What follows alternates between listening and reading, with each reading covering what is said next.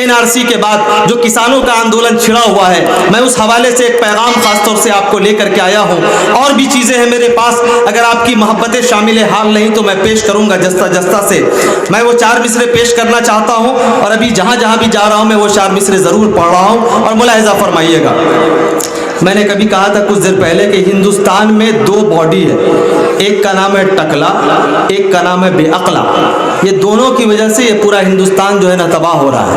अब वो 4 मिसरे सुनिएगा तो फिर मजा आ जाएगा। क्या सितम है चोर मुल्क के,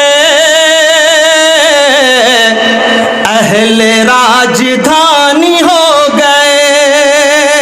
चौकीदार कहते थे लेकिन अब चोर बोला जा रहा है। चोर का मतलब कितना आदमी समझता है, जरा हाथ उठा के बताइएगा। तो आप लोग नहीं समझते क्या? एक मर्तबा उठा दीजिए, समझ में आ जाएगा कि चोर का मतलब कितने लोग समझते हैं। सुभान अल्लाह सुभान अल्लाह। पहाड़ की गोद में रहने वाले भी जानते हैं कि हिंदुस्तान के उस राजधानी में क्या चल रहा है। मिलाजा फरमाइएगा। क्या सितम है चोर मुल्क के, अहले राजधानी हो गए। क्या सितम है चोर मुल्क के, अहले राजधानी हो गए। हिंदुस्तान की तारीखी जगह वो दरो दीवार, इंडिया गेट के दरो दीवार पे सिर्फ मुसलमानों के नाम रकम है। यहाँ की मिट्टी और यहाँ की जितनी भी तारीखी इमारतें हैं मुसलमानों के ताबिंदा नुकूश के गवाह हैं और हमारी रोशन तारीख के गवाह है। लेकिन ये साहब कहते हैं कि ये हिंदुस्तान हमारा है, न मेरा है न तेरा है, ये हिंदुस्तान सबका है। नहीं समझी गई ये बात तो नुकसान सबका है। सुनिएगा। क्या सितम है चोर मुल्क के, अहले राजधानी हो गए। क्या सितम है चोर मुल्क के, अहले राजधानी हो गए। क्या सितम है चोर मुल्क के,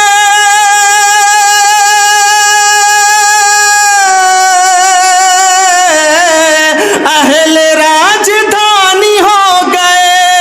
अहले राजधानी हो गए। जिनका कुछ पता तलक न था, जिनका कुछ पता तलक न था, जिनका कुछ पता तलक न था, वो भी खानदानी हो गए। क्या सितम है चोर मुल्क के, अहले राजधानी हो गए। और किसानों को याद करो भाई, वो दर्द है। कोरोना की इस महामारी में लोग परेशान थे, लेकिन किसान बेचारा खेत में खुले हुए आसमान के नीचे धूप की उस जलती हुई सरजमीन पर उन्होंने पसीना बहाया है, तब जाकर के आज हम लोगों को खुराक नसीब हो रहा है। लेकिन इस मुल्क की बदकिस्मती समझिए कि उन्हीं किसानों पर आज अत्याचार हो रहा है, जुल्म हो रहा है, बर्बरियत के ऐसे पहाड़ तोड़े जा रहे हैं जिससे इंसानियत शर्मसार हो जाए। मुलाहिज़ा फरमाइएगा। जिनका कुछ पता तलक न था, वो भी खानदानी हो गए। जो किसान अपने मुल्क को सींचते हैं खून दे के, वो जो किसान अपने मुल्क को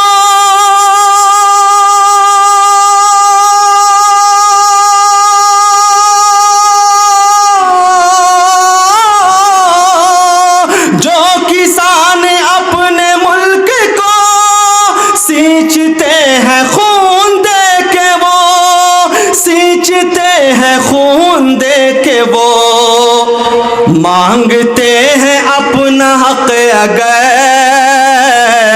मांगते हैं अपना हक अगर, कैसे खालिस्तानी हो गए। क्या सितम है चोरी मुल्क के,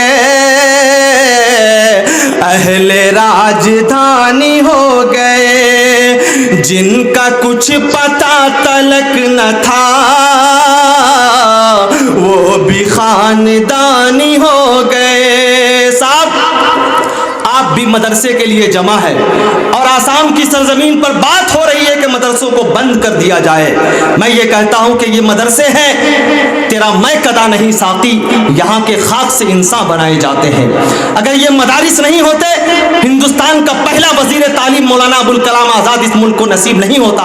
अगर मदारिस नहीं होते, 1857 के गदर में मुसलमानों के खून के बाद जो आज़ादी के नक़ूश बनाए गए वो नहीं होते।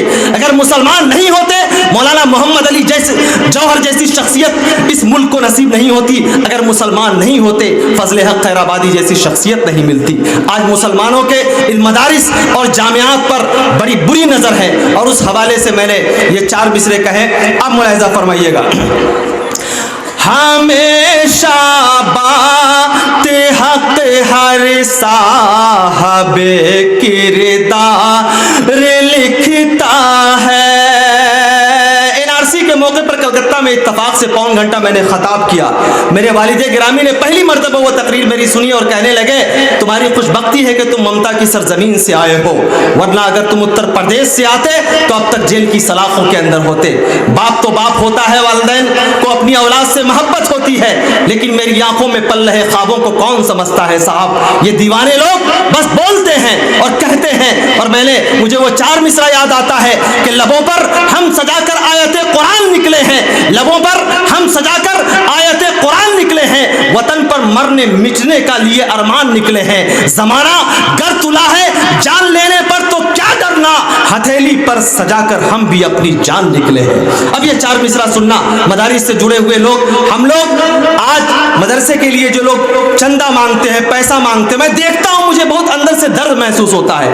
अगर इत्तफाक से आपके इलाके में गाना बजाना हो जाए, ऑर्केस्ट्रा का प्रोग्राम हो जाए, नाच गाने का प्रोग्राम हो जाए, गांव का सेठ अपनी जेब से 2000 लड़खड़ाता हुआ यूं गांधी जी का कहता, साहब मेरे नाम पर लिख लो। लेकिन अगर मदरसे की बात आती है, उसी गांधी जी के बीच से 50 का नोट निकालते हैं, शर्माते हुए, लजाते हुए और बड़े आहिस्तगी से कहते हैं 50 रुपया मेरी तरफ से भी लिख लीजिए। साहब ये क्या तुरफा तमाशा है। अगर ये मदारिस ने संवारा नहीं होता, जमील अख्तर शफीक जैसे लोग बातिल के सीने पे चढ़ के वहदानियत का झंडा नहीं गाड़ते। अगर ये मदारिस नहीं होते, ये मौलाना अब्दुल अजीज हक्कानी और ज़ियाउल हक फैजी जैसे लोग, अब्दुल्ला सालिम कासमी चतुर्वेदी जैसे लोग पैदा नहीं होते। और आज आपको ये गर्व नहीं होता कि हमारी कौम में कोई तो है जो खुल करके बोलता है। मैं आपको ये दावत देना चाहता हूँ, इन मदारिस और जामियात की हिफाजत कीजिए। सवाल ये नहीं है कि आपके पास पैसा कितना है, सवाल ये नहीं है आपके पास नोट कितना है, सवाल ये नहीं है आपके पास गद्दी कितना है, सवाल ये नहीं है आपका मकान कितना बड़ा है। रसूल आजम की बारगाह में जब कोई सहाबी मामूली खजूर लेकर के भी हाजिर हो जाता, अल्लाह के रसूल तबस्सुम फरमाते और कहते, रख दो, अल्लाह तबारक व तआला नियतों को जानने वाला है। आप कतरा कतरा दरिया शबद थोड़ा थोड़ा इन इदारों को अगर नवाजिएगा, मैं कहता हूं इस प्रोग्राम में आए हुए अफराद अगर दिल पर अगर हाथ रख करके सिद्क दिल से अगर इन इदारों की आबियारी के लिए अगर 1 रुपया भी लगा दे, अल्लाह तबारक व तआला बरकत देने वाला है। कई सालों तक इन इदारों के जिम्मेदारों को कोई दूसरी जानिब झांकने की जरूरत महसूस नहीं होगी। इन इदारों की हिफाजत इसलिए भी कीजिए, इसलिए कि मदारिस पर इंतहाई नापाक नजरें लगी हुई हैं। ये प्राइवेट इदारे दरअसल इस्लामी तहफ़्फ़ुज़ और कल्चर के ये ज़ामिन हैं। अगर ये मदारिस नहीं होते, आज की तारीख में आपका कल्चर और आपकी तहजीब खत्म हो गई होती। और जिस कौम की तहजीब खत्म हो जाती है, वो दुनिया के नक्शे से मिटा दी जाती है। मेरी इस बात को याद रखना।